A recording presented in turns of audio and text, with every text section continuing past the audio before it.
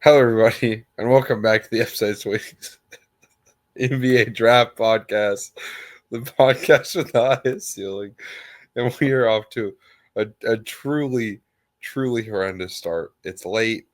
We're all tired. I worked two other jobs today, so I'm pretty gassed. Plus, I had to catch up on film with these guys. Plus, I had just finished, flying back from. I had just finished flying back from Oakland 2 nights ago, but we move regardless, as they say. I'm excited to talk about two. Interesting is not the right word, but two big men that exist in Khaman Maluach and Asa Newell.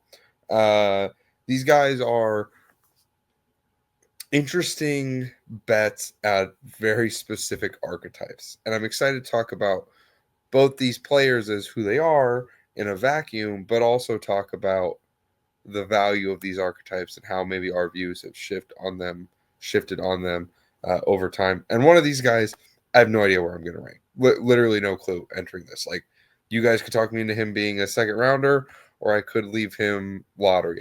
I don't know. Before we get too into it, Coop Stone, my friends, how you guys doing? Very tired, very busy, very ready to talk about these guys. This did not go out of any uh episode we've done this year. Did not go how I expected. In terms of the film watching portion of this, similar to Bryce, like coming in with a very open mind as to how to rank one of them. I just have no clue. So this hopefully should be a productive conversation, and we will have more concrete ideas about these players at the end of it. I'm glad that we're all unsure today. It's the definition of the blind leading the blind. This is going to be great. I think these guys are not the most interesting. Is a great way to put it. They do what they do. It's pretty basic, nothing flashy, nothing fancy, but they get the job done to different degrees, definitely. But uh, ready to get into the two guys whenever you are. Absolutely. So let's start here with Khaman Maluach. I believe that's how it is said. Maluach is a September 14th, 2006 birthday, meaning he's 18. He'll turn 19 just before the start of his rookie season, and his rookie season will be his age 19 season. So pretty young. He is from Juba, South Sudan, listed at 7'2", 250. Those numbers feel fairly accurate to me. He's a pretty big guy. He really did put on weight at the beginning of this year. If you go back and watch some of his senior year of high school, not quite as meaty as he ended up, and I think that was good for him. Even if there was some adjusting to the weight that he put on, but I think it's a good sign that he was able to do it. This season on a obviously stacked Duke team, he started a whole lot of games. In fact, he started.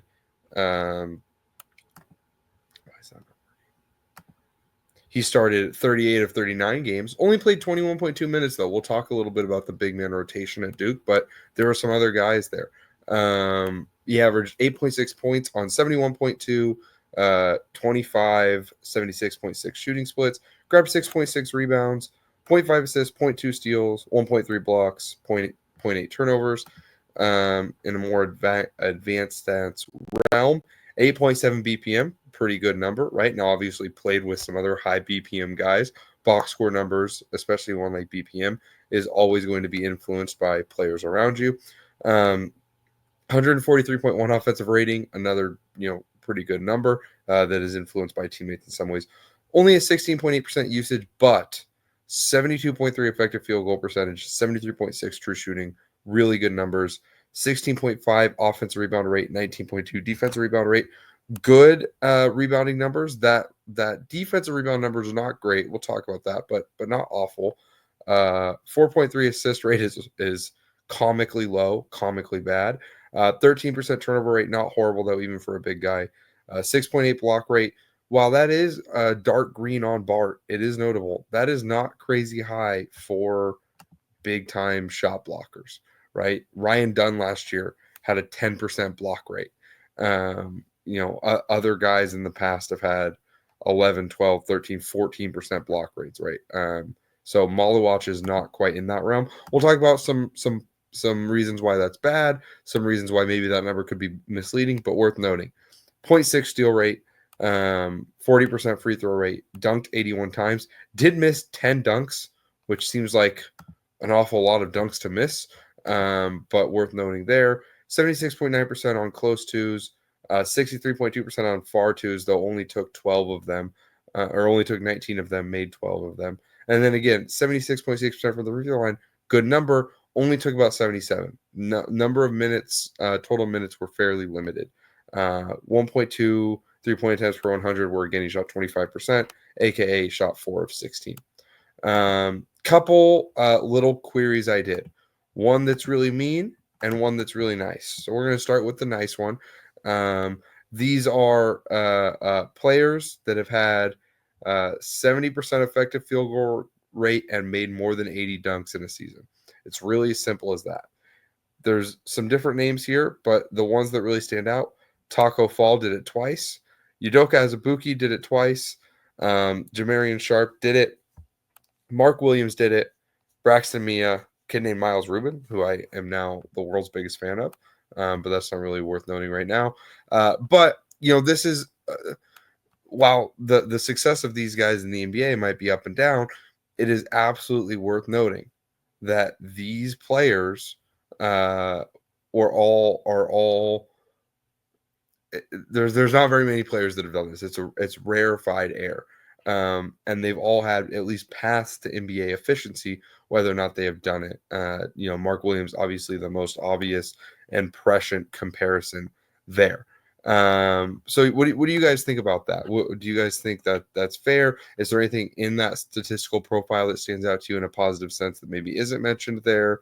How do you guys feel about the Maluach query?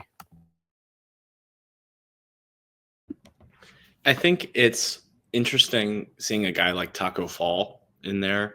I do think we'll talk about how real the athleticism is, but at a certain point, if you're too tall and too immobile, you lose a lot of the ability to play professional basketball at a really high level. There is there's too much of a good thing in the height world. Maybe the finishing numbers being that high is really interesting and doable due to college rules, but it's not translatable in a very real way.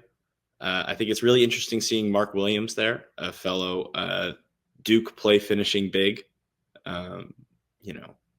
recipient of a higher draft stock because he gets to play with a number 1 overall pick, which is a much more interesting comparison than I really thought about until about 20 minutes ago when we jumped on this call, really closer to 40 minutes ago at this point. But it's an interesting group of names, and I think shows a couple of different outcomes that I really wouldn't have considered, and I don't think that are talked about in the more mainstream circles. All right, a meaner query I have is, but it's simple. These are both just supposed to be, Maluach is a simple player with some very extreme ups and downs in his stat profile. So I wanted to go assist rate below 5, steal rate below 1 for players who have played in the NBA. I wanted to do drafted players, but there are quite a few guys who went undrafted that I think were worth keeping in mind here. So I didn't do that. The most positive comparison here is DeAndre Jordan. When he was a freshman, I believe DeAndre Jordan didn't get drafted until after his sophomore year, but worth noting.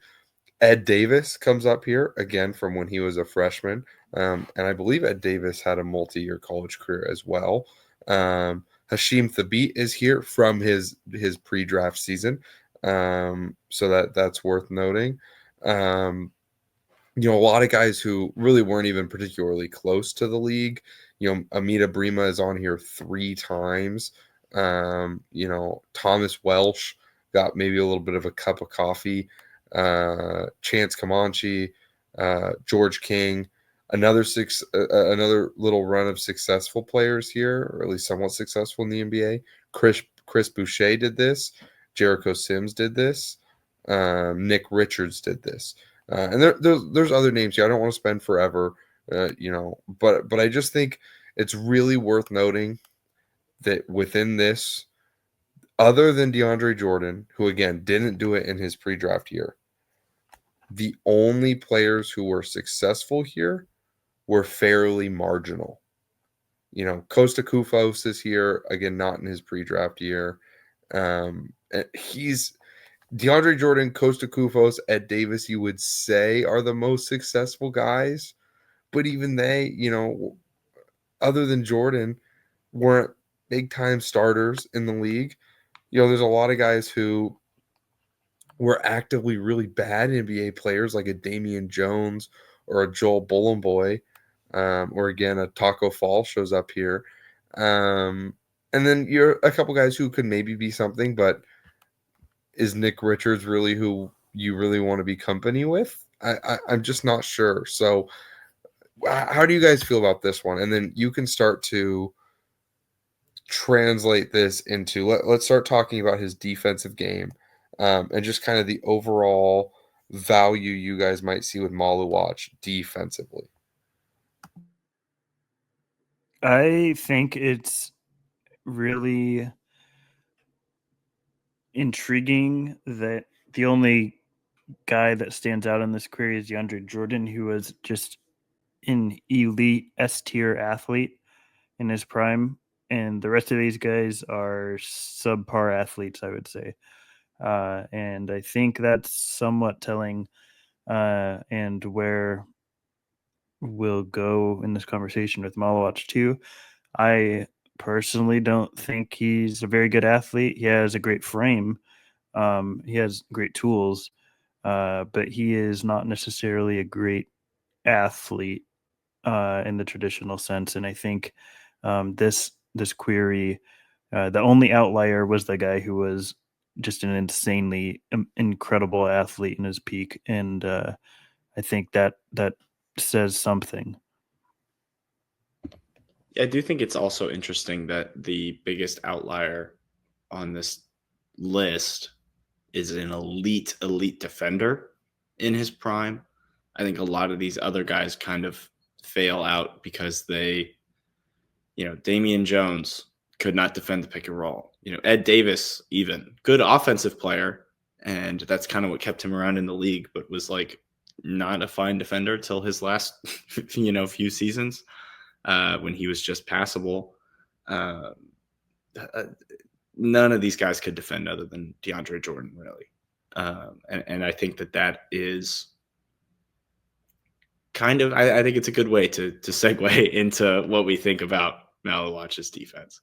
So I really worry about some of his, the rebounding numbers look good, but he's not a strong defensive rebounder, especially for a guy who's 7'2" and does not leave the paint, doesn't have particularly good hands around the rim, and he's not a particularly quick mover or reactor to things that happen. He's kind of slow. He's not really, predetermining what's going to happen, predicting what's going to happen, and then going where he thinks the ball is going to go. Shit just kind of happens to him a lot, and he's kind of slow to react. His hands just aren't good enough to be playing like that. And he's too slow physically to be playing like that as well. He's exceptionally long, and he keeps people away from the rim just because they're terrified of going near him. And I don't know how much of that is going to be translatable to the NBA, especially with how slow his feet are. Is he going to be able to just play in a deep drop? I think there's a lot more to a deep drop than just being huge. And I don't know if Maluach has any of the stuff other than being huge. He's young. Maybe he figures it out. I also don't know if he has the physical traits. Stone, you talked about his athleticism. So if you want to pick up where you left off there. Yeah, I think the big thing here is just athletically, he's not very springy or twitchy in any real way.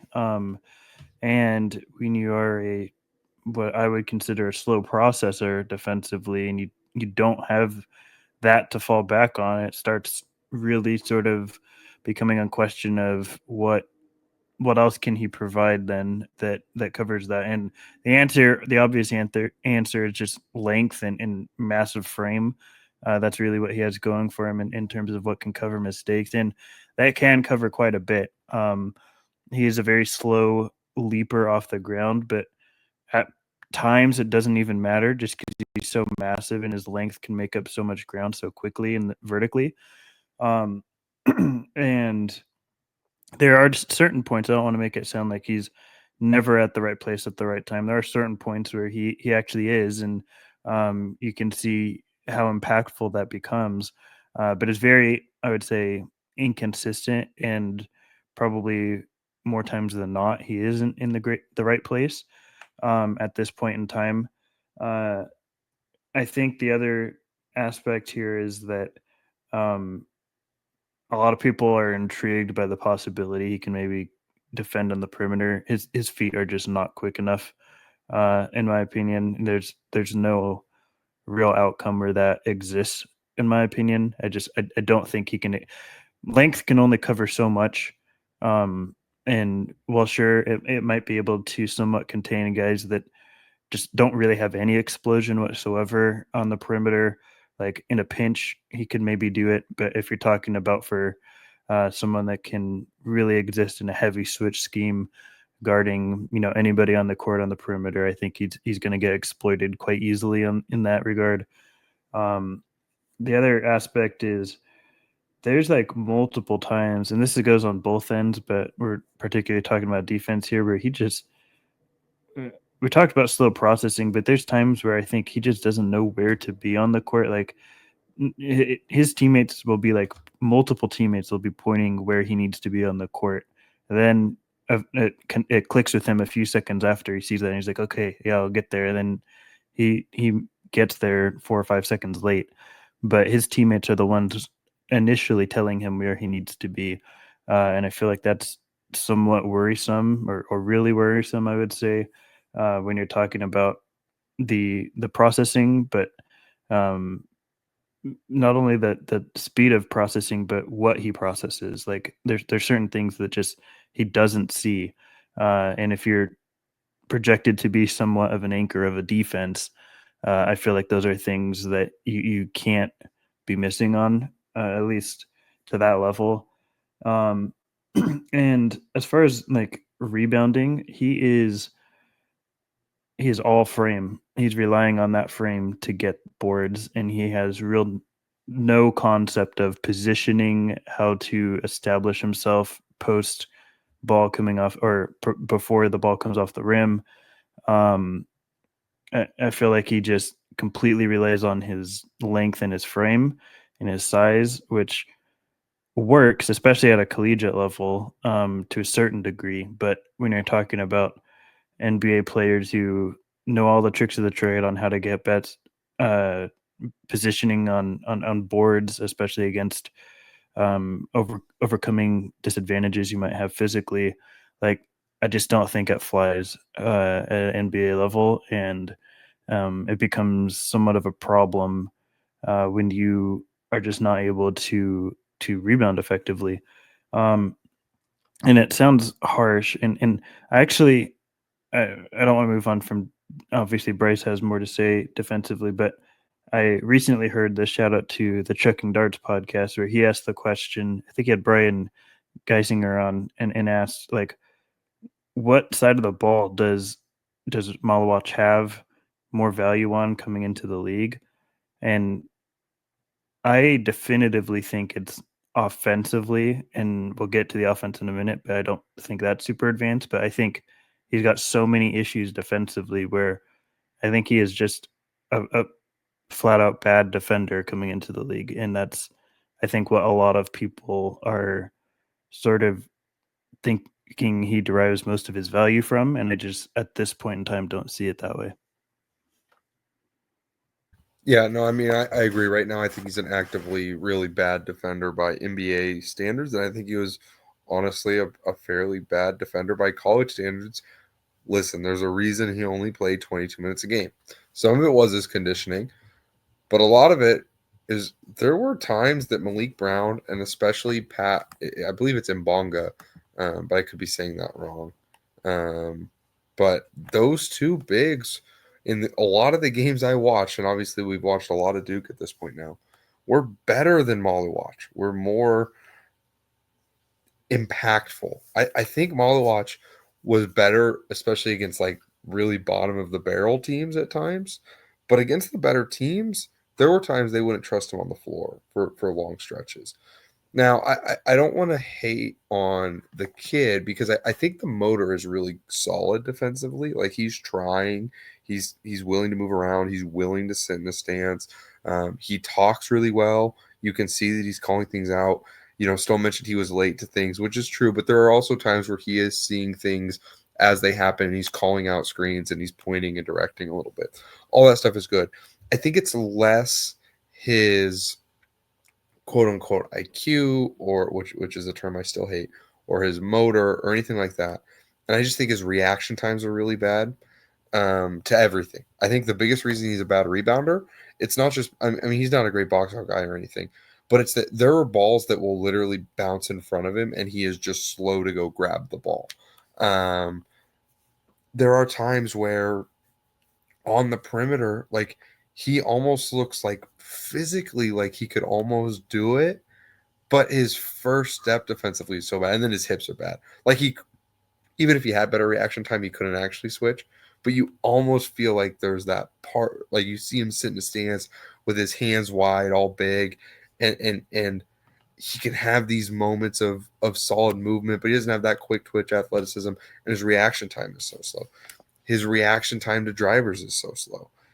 He if he can't, so he's always jumping second, which as a shot blocker, which in some ways I like. I think it's good that he's always jumping second, but there's also times where if he can't time it perfectly, he's lost. A big reason that block rate is so low is that anyone who uses kind of unorthodox finishing really bothered him. Good kind of slow steps, Pinoy steps, really bothered him. Guys who could use the other side of the rim, or that he couldn't time up, like Chucky Hepburn got a couple floaters off over him, just because he couldn't time it up, he couldn't see it, and his reaction time to things he can't just predetermine, pre-see in his head is pretty rough. Now another reason the block rate was low in his defense is that he was out on the perimeter a lot. He would hedge, he would switch some, even though I don't think he was particularly great at it. Um, there's reasons for some of this, but and he is crazy young, and I do think there is potential defensively for him to be a fine drop big. But I do think Coop is right where we sometimes talk about that as just a given. Oh, he's gigantic, he's young, and he can block shots. So he can be a fine drop big. And that's just not the case. Um, his technique in drop is awful to the extent that he like just can't do it right now. I think maybe the biggest comparison point I see with Mark Williams and Malawach is, I was too low on Williams in that he is an NBA player, but I feel very vindicated with the fact that he is a bad defender, like I thought he would be, for one. And for two, I do kind of question how much of him being an NBA player is the fact that he's on a team that's not about real basketball right now.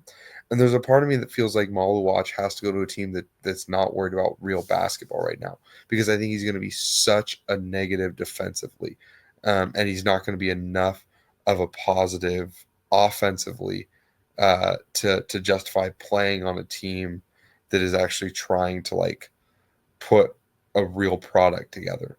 Like he's not Donovan Clingan in terms of, Donovan Clingan had his issues, but he was really technically sound in drop. He played too well. He didn't let guys get behind him, whatever. Malawach just isn't. He's jumpy. He bites on every fake. He has a really slow second jump. his real only assets defensively right now are just the fact that he's huge, and not like a horrible athlete, and the fact that he's kind of he has a good motor. But other than that, defensively, there's really nothing there right now. And I do think that's under discussed with him, just how far away the defense is, to the extent that it might never develop. And if it does, I don't think he's a guy who can be a versatile defender.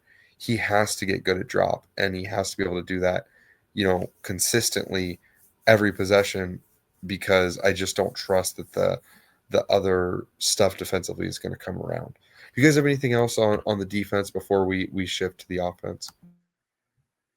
I do quickly. I think another thing I failed to bring up the first time around is he is super locked in on where the ball is all the time, not where his man is. And I think that led to a lot of easy buckets for opponents where he is, if you watch him on a defensive possession, there's over 50% of the possessions, I would say, I would estimate. I didn't go through and count them like I should have, but uh, he's just only focused on where the ball is, watching the ball, looking at the ball, and not to say that it's totally ball watching. It is, I guess, by definition, but it's not like he's lazily just sitting in the corner waiting for his man to get the ball. Like he's locked in trying to figure out where he needs to be in proximity to the ball, but at in a lot of instances, it's at the behest of losing his man in the process and not knowing where his man is in proximity to the ball. He's locked in on where he is in proximity to the ball, and loses his man. And I think another thing to throw out, interesting, just box scores, I'm somewhat hesitant to use as any sort of metric, but you mentioned the block rate wasn't super high, and if you look, he out of 39 games he played, um, there were 5 that were 3+ blocks. He only had 5 3+ block games. 34 of those games were 2 blocks or less. And then out of those, 22 of those games, 66% of those games were 1 block or less. So he had, I think a lot of his block rate is buoyed by some big block performances, and then the majority of those are he's just not really getting many. And so I think that's an important distinction as to he's not consistently getting 2.5 blocks a game. It's very hit or miss with him, it seems like.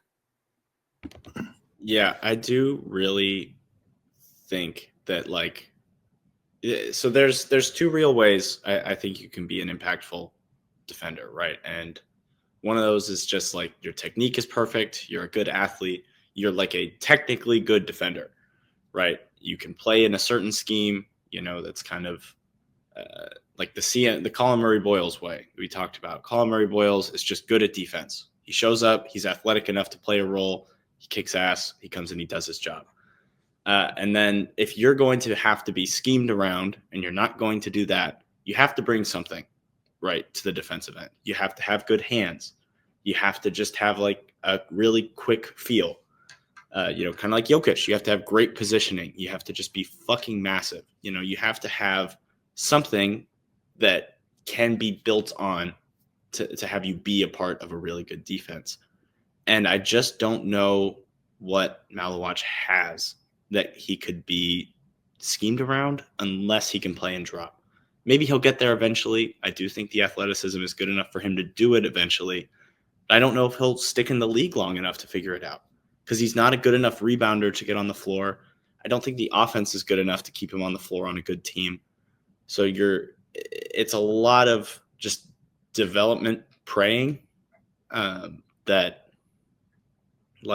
he's just so bad at every other scheme, right? The worst moments for Duke defensively were like throwing him up in a hedge and he just can't recover at all. He's so slow on the recovery. He's so slow, coming back, fighting back into a play if he gets beat, and his hips are slow. It's really hard for a guy who's 7'2" and can't move and just doesn't have hand-eye coordination or the reaction speed to really like play the big man spot. So we can switch over to the offense if y'all are ready. I'll add just a little bit. I do think there's potential here, but I think it's important to couch that all the best rim protectors in the league right now have some preternatural skill there, whether it be their hand-eye coordination, their second jump, their ability to go vertical and wall up, their paint maneuverability. Maluach has none of that. He doesn't have a special build around defensive skill that will ever make him like a defensive player of the year caliber big, or I think even really like a top, like I think he would cap out around like a top 12 to 15-ish big defensively. Like he doesn't have the versatility of someone like a Bam. He doesn't have the just insane feel and technique of someone like a Chet. He doesn't have, even Lively, I think, had much better hand-eye coordination, quicker pop off the floor, and proved that he could play drop by the end of his time at Duke. Now, even he still has his questions as to how good of a defender he is, but that's an important note. So I do think that while Maluach is young and there's potential there, because he's lacking real special defensive traits, I just don't. Other than you could say maybe his motor. Maybe I'd match you on that, but I still just think there's a ceiling there is all. So maybe there's a lot of value to be found with his offense. Stone, I'm going to throw this to you. How did you feel about Maluach as an offensive player? I feel better about his offense than his defense for sure. There's a lot of things that need to be fixed, and I'm optimistic that a lot of those things are pretty fixable, but I'm scared that they're indicative of a larger problem, which is just the feel. And I'll get into that a little bit. Like I think to start off, like he's a great finisher, great touch in the paint as a finisher, like really good touch. I think that really stands out to me. Obviously, he's so massive that he is a lob threat just out of sheer size. I think that the lob passer has to be a strong lob passer because of the timing and the load time that Maluach has getting off the ground. Like, I don't think he can just play alongside any lob passer. I think this, whatever team he goes to, in order to be utilized as a strong lob threat, it's going to have to be someone that is really good at lob passing, and not everybody is. And I've noticed that along the years that just because you throw a lob doesn't mean you're good at it. I think another thing too is that he seems like he's alert. He's still in the midst of learning a lot of things. He's a really strong screen setter. Don't think he really understands any sort of angles or anything when it comes to that. He's got a massive frame, obviously. There's more work to be done there. That's one of my small fixable issues. I think that really anybody can learn that, but it's something that exists. I think another issue when it comes to his offense is that he is really he has really slow acceleration, and I think that matters when it comes to not only transition but as a roller. He rolls really hard coming out of the pick and roll, really hard, but the foot speed is not there when it comes to accelerating. The first and second step are super slow. That said, he takes such long strides that maybe it doesn't even matter because he just covers so much ground with them. Seems like with the passing, there's really not much of anything there. Doesn't read the court, and I think that's okay because I don't think whatever team he goes to, he will be or should be put in any sort of role where he's asked to read the court. I think he is strictly a play finisher. Not even necessarily a connective piece in any regard. I think he is strictly a play finisher. And I don't think that means necessarily less value. It just means less versatility, and teams, I think, should know that going into deploying him on the court. I think you want to make sure you know what limitations you have with a player, and that's important. I talked about that with Demin, I think, last time too. But yeah, and as far as like the touch, which I think is really, really good, really solid, I don't think that leads to any sort of floor spacing as a shooter. Personally, he just looks very, at this point in time, like uncoordinated as a shooter, very slow release, very, just looks very uncomfortable as a shooter, to be honest. And he's very young still. Maybe there's time for that to come around. But we've talked about a wide variance of bigs so far. And their shooting outlook, and he is not one that I really project as a shooter at any point, or at least would bet on with any sort of certainty. So I'd strictly view him as like a rim running finisher who can be really solid at that, but requires someone that is a really good lob passer, and I think is not someone that knows where to be when he's away from the ball. And if he's operating anywhere outside of the pick and roll or dunker spot, I think there's going to be significant limitations as to the value he could provide on a court. Yeah, so I think this is where the Ed Davis comps really make some sense. I think he'd be a really good, efficient, simple offensive big who probably gets I don't know, underrated, you could say, in terms of just how effective they actually are, but are also, not crazy valuable, right? I think he could potentially be really good at just kind of little seals, and he's just an efficient scorer at the rim, even though like he doesn't have like good moves. He just he has fine enough touch. He's huge. He's able to catch fairly contested pass. Like I think a lot of people were like, oh, his hands are so bad he can't grab a rebound. But I don't think the hands are actually bad. Like I think he makes contested catches, especially his right hand, I think is pretty solid. He's a good finisher. Um, he's just, I think he's a really good offensive big in simple ways. I think he sets good screens. He has to work more on finding angles as a roller, and getting better at scoring on little duck ins and little seals, or creating driving lanes by sealing other guys out. He's not great at any of that right now. But he's efficient for what he is. Now, he played in a great offense that created him a ton of easy looks. And I don't want that to get twisted, but he is pretty good at just finishing simply around the basket. And he creates enough gravity for other guys to be able to finish. I think he'll be a good vertical floor spacer, in terms of, even though he's not a crazy athlete and he takes a little bit to load, he can just the catch radius is so huge. He's 7'2". I bet you he has a 7'6" wingspan, 7'7" wingspan maybe. I don't think he's quite Mark Williams long, but pretty damn long. So I think the catch radius is crazy. And again, I think he has pretty good hands.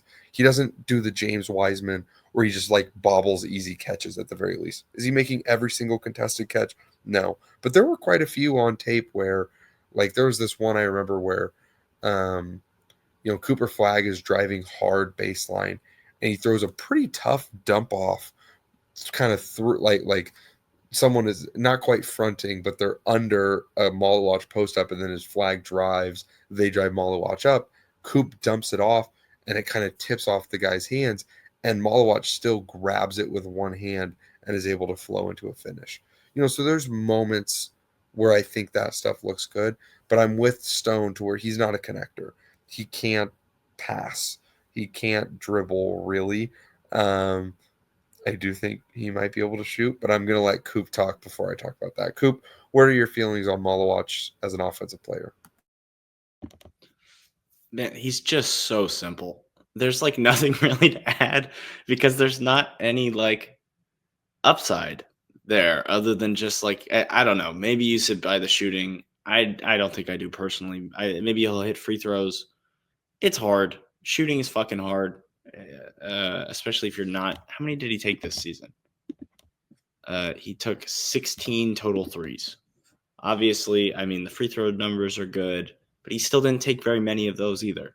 You know, if he missed 4 or 5 of those, are we talking about a completely different statistical, you know, like look at his shooting? Obviously, the touch is really good, so you want to buy that, but it's just not something I exactly see. And honestly, I just want to see him go dunk the ball. No matter how well he shoots the ball from three, he's going to be far more efficient at getting in the lane, hitting nice little floaters and runners and post moves, and just putting a ton of pressure on the rim.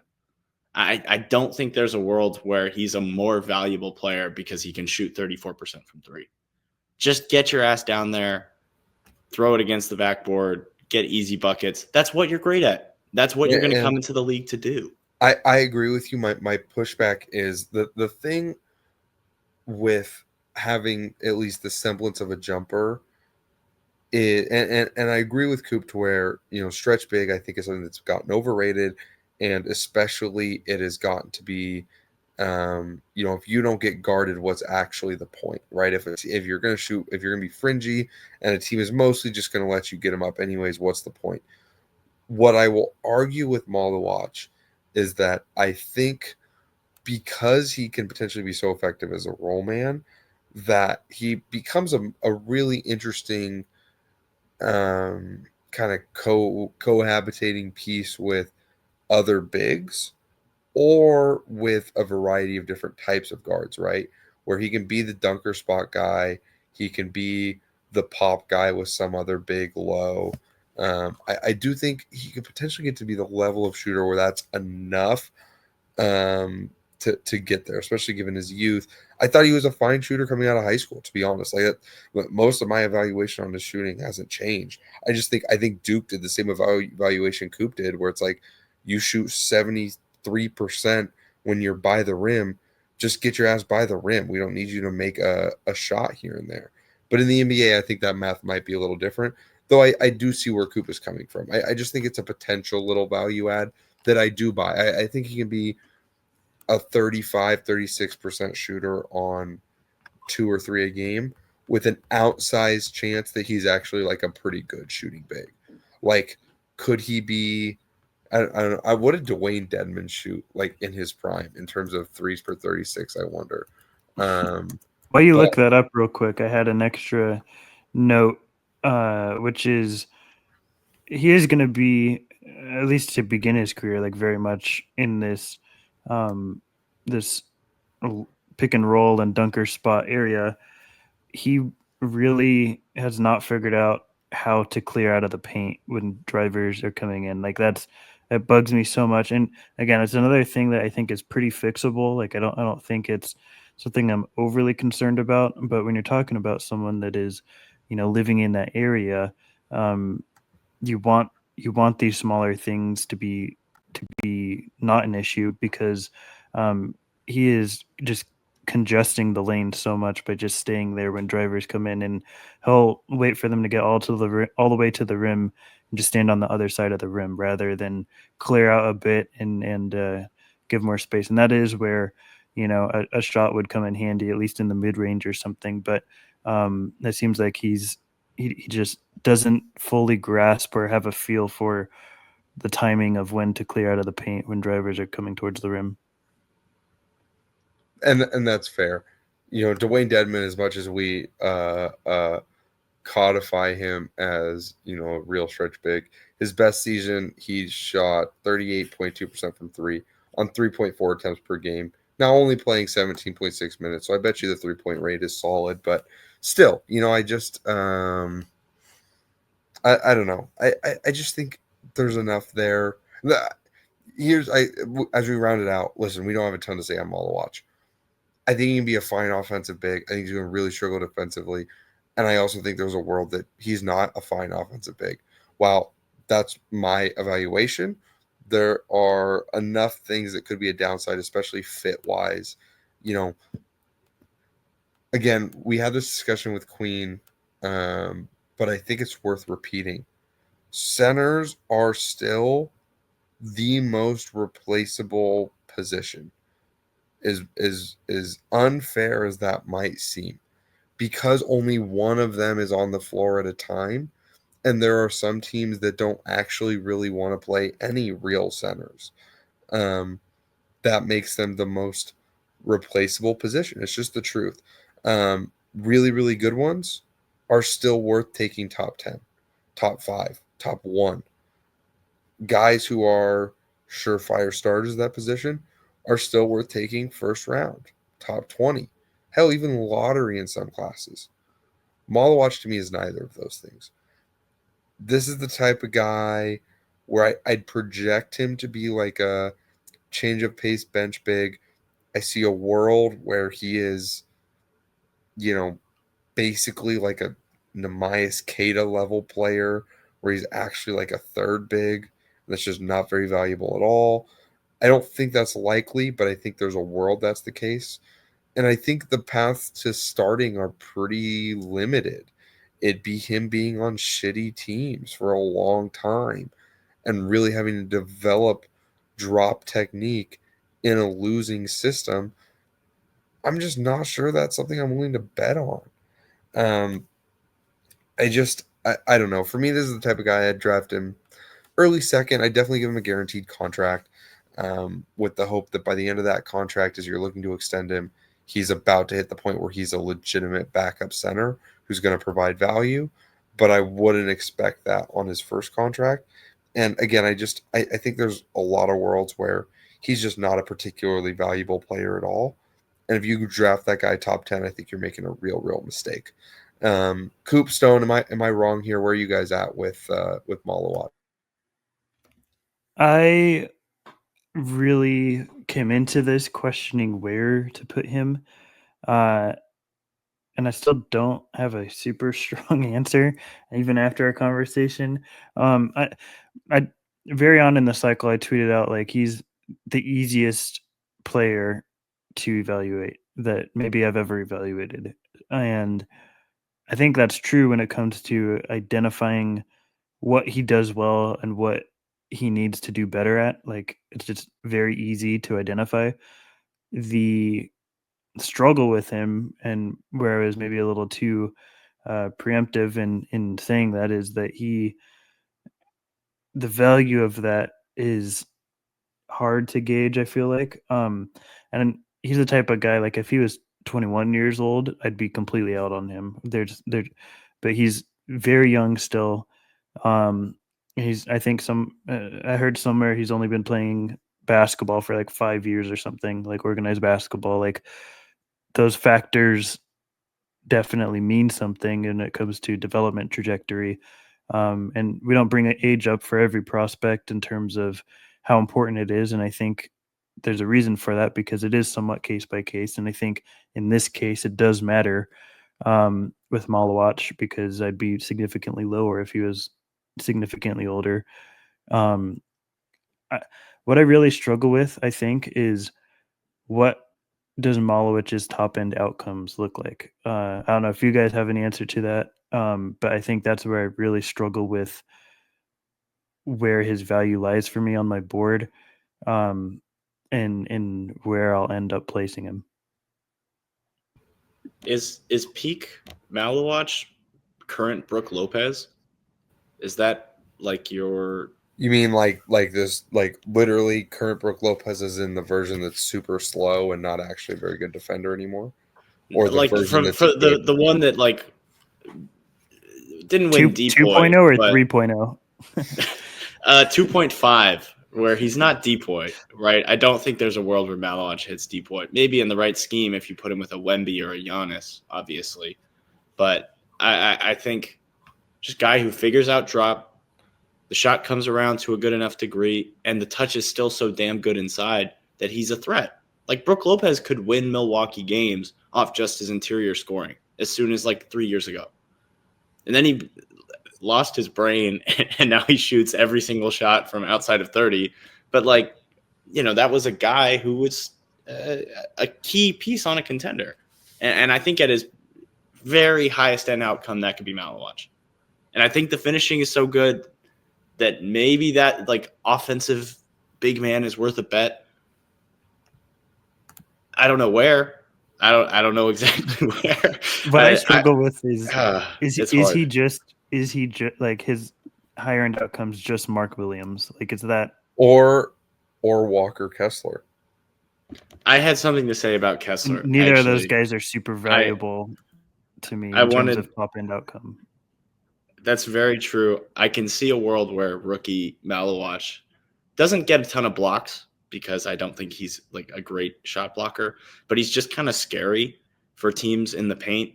And he kind of gets like, oh, look, they're so much better protecting the paint with him on the floor. And then by like week 5 or 6, people just kind of realize he's not actually that good of a rim protector. Kind of the way people realize that like Walker Kessler is a very exploitable rim protector by like the end of his first year, beginning of year 2. He's the kind of guy who I think is going to be valuable. Issues as Kessler too. He reminded me so much of Kessler. The only difference is Kessler played and drop in call. I mean, Kessler is better hand-eye. Like Kessler is a better defender than Maluach, but they reminded me so much in that they have the same issue where they jump for everything. They block chase. They get themselves out of plays really easily, and they're really bad at reading a back line when someone is driving at them. So I think there are some apt comparisons there, to be honest.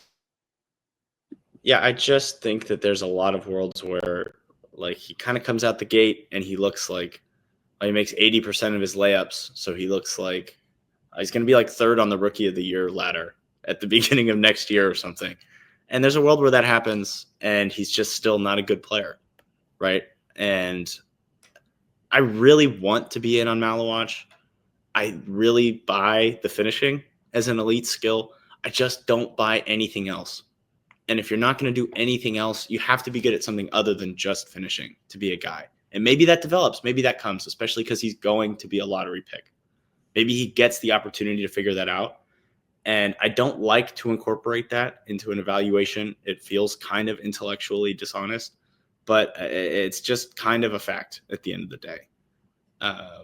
So I can see a world where he returns good value just because he is so tall and gets the chance to develop. But I don't know.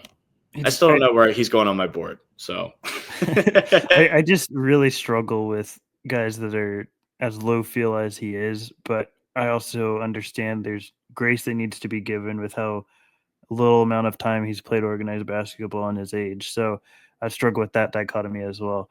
But all that to say, like, if we're looking at, I feel confident currently out of the 11 guys after we get to the next guy that we have talked about, he'll be 9th on my board, 9th out of 11, and I feel good about that ranking currently. And he'll probably move down as we watch more guys. And someone I'd typically look at in the back half of the first round in most drafts, I think. But yeah, he's a tough one, and that's that we talked about how quickly we would go through Maluach. This is the quickest eval that we've done this year, clocking in at 54 minutes. So we're making good time, fellas. Demin was like 40 minutes, so we flew through the Demin one. That one was actually like a record. To be fair, you guys wasted like a solid like 4 minutes at the beginning on your nonsense that you always have to do right at the start of podcast that gets cut out. But anyways, this has become a Stone and Coop shade show. I'm just dropping shade wherever I can. Yeah, you literally hate us, dude. That you could just say it. You could just admit it. Okay, we know. Say it to my Skype face. All right. Thank you so much for listening to the Upside Swings NBA Draft Podcast here on YouTube. If you want to check out more of our stuff, you can follow us on Twitter. I refuse to call it X. You can check out our website, upsideswings.com.